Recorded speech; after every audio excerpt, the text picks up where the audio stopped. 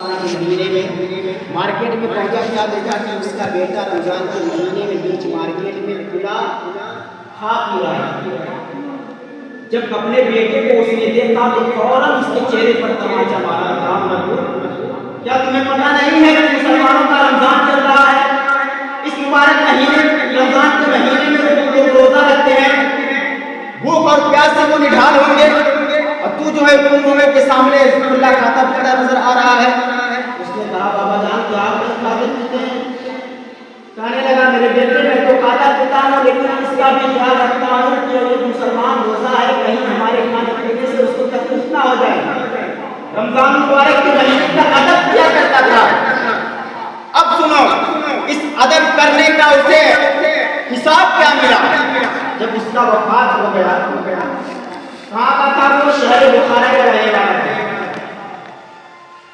جب اس کا وفات ہو گیا تو شہر بخارا کے ایک بزرگ ہستی نے خواب میں کیا دیکھا کہ جو مجوسی آگ کی پوجا کر رہا تھا وہ جنت کے باغیچے کے قریب ہے۔ حیرت سے آپ نے سوال کیا ہے آگ کی پوجا کرنے والے مجوسی یہ بتا تو دنیا میں آگ کی پوجا کیا کرتا تھا، کون سے اعمال مجھے اللہ تعالیٰ کو تیری عبادت کرنے سے اللہ کو پسند آ گئی کہ تو آج جنت کے باغیچے میں جا رہا ہے؟ تو عرض کرنے لگا اے بزرگ ہستی، ہم نے رمضان کے مہینے کا ادب کیا تھا تو اس کی برکت سے اللہ تعالیٰ نے سب سے پہلے ہمیں ایمان کی دولت سے سرفراز کیا، اور ایمان کی دولت سے سرفراز کرنے کے بعد ہمیں جنت میں اعلیٰ سے اعلیٰ مقام عطا کیا۔ یہ رمضان کی حرمت اور اس کی عظمت کا خیال کرنے کا نتیجہ ہے۔ اسے اللہ تعالیٰ نے جنت نہیں دیا، جنت دینے سے پہلے ایمان والا بنا۔ پتہ کیا چلا؟ جنت اسی کو ملے گی، مقابلے یہ بھی ہے، جنت اسی کو ملے گی جس کے اندر ایمان پایا جائے۔ جو ایمان والا ہوگا، جو اندر سے کھوکھلا ہوگا، وہ اعمال اس کے برباد ہو جائیں گے۔ ایمان اگر نہیں ہے تو جنت کوئی نہیں لے جا پائے گا۔ اور روایتوں میں آتا ہے کہ کل بروز قیامت قرآن اور رمضان یہ دونوں ہمارے اور آپ کے درمیان کھڑے ہو جائیں گے اور گواہی دیں گے کہ انہوں نے رمضان کے مہینے میں کیا کیا ہے۔ اور قرآن اور رمضان کا رشتہ بہت زیادہ رشتہ ہے، اس لیے اسی مہینے میں اللہ نے قرآن کو نازل فرمایا۔ روایتوں میں آتا ہے کہ کل بروز قیامت جس کے خلاف قرآن اور رمضان کھڑے ہو جائیں گے، جہنم اس پر واجب ہو جائے گی، جہنم اس پر واجب ہو جائے گی۔ اور رمضان اور قرآن اور روز قیامت جس کے حوالے سے گواہی نیک تھا، نیک اعمال کرتا تھا، رمضان کا ادب کرتا تھا، تو اس پر جنت بھی واجب ہو جائے گی۔ تو رمضان کا مہینہ ہم تک آیا، آپ اس کا خیال کریں، اس کی حرمت کو پامال نہ ہونے دیں، ادب کریں، اس لیے کہ ایسے موقع بار بار نہیں آتے، نہ جانے اگلا رمضان ہمیں میسر ہوگا کہ نہیں ہوگا، زندگی کا کوئی ٹھکانا نہیں ہے۔ اللہ تعالیٰ نے آپ کو رمضان کے مہینے میں زندگی عطا کی ہے۔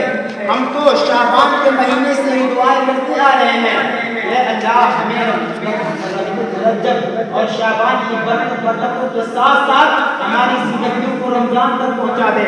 یہ دعائیں صرف ایک مومن ہی نہیں بلکہ خود اللہ کے رسول یہ دعائیں مانگا کر کیا کرتے تھے، اے اللہ ہمیں رجب کے مہینے کی برکت عطا فرما اور شعبان کی برکتوں سے مالا مال کرنے کے بعد ہماری زندگی رمضان تک پہنچا دے۔ یہ زندگی رمضان تک جو پہنچی ہے اس کا خیال رکھیں، ہو سکے دوبارہ رمضان ہماری زندگی میں نہ آئے، اس کا خیال رکھیں، اس کی حرمت کو پامال نہ ہونے دے، اور سحری اور افطار کا جو وقت ہو آپ رب کی بارگاہ میں دعائیں کریں۔ بزرگوں نے لکھا ہے کہ افطار کے وقت جو دعائیں کی جاتی ہیں اللہ تعالیٰ سے رد نہیں کرتا بلکہ اپنی بارگاہ میں قبول کرتا ہے، وہ مقبولیت کا وقت ہوا کرتا ہے۔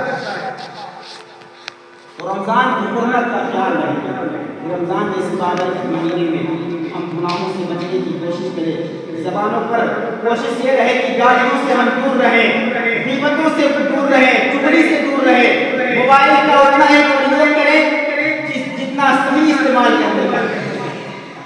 گھروں میں ٹیویاں بھی رکھی گئی ہیں، قرآن بھی رکھے گئے ہیں، لیکن اسی رمضان کے مہینے میں اکثر بہت دیکھا جاتا ہے قرآن بند رہتا ہے، چالو خدا را خیال کریں، مرنے کے بعد آپ کو ایک ایک چیز کا حساب دینا ہے، ایک ایک چیز کا حساب دینا ہے۔ اللہ تعالی ہم سبوں کو نیک بنائے، صالح بنائے اور رمضان جیسی بابرکت مہینے کی عظمت اور اس کی حرمت کا خیال کرنے کی توفیق عطا فرمائے۔ یار حرام و حلال تو ہم سبھی جانتے ہیں، تقویٰ کسے کہتے ہیں؟ میرا آخری جملہ لے لو، تقویٰ کسے کہا جاتا ہے؟ حضرت عمر فاروق اعظم رضی اللہ تعالیٰ عنہ سے پوچھا گیا، یا امیر المؤمنین آپ یہ بتائیں تقویٰ کسے کہا جاتا ہے؟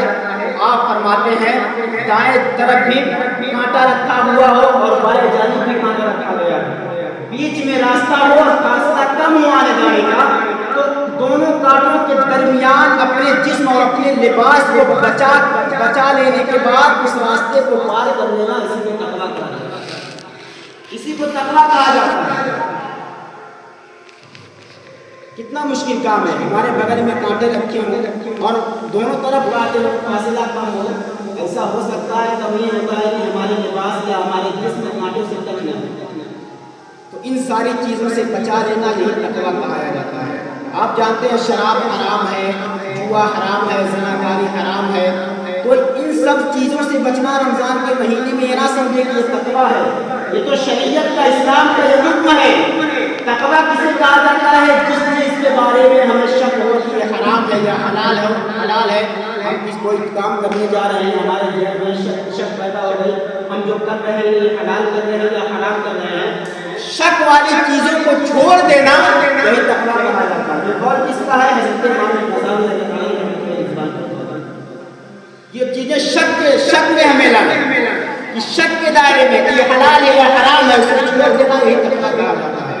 اللہ تعالیٰ رمضان کی برکت سے ہمارے اندر تقویٰ اور طہارت پیدا فرمائے، ہم سب کو اس کی برکتوں سے مالا مال فرمائے۔ استغفر اللہ ربی من کل ذنب و اتوب الیہ، وما علینا الا البلاغ۔ السلام علیکم۔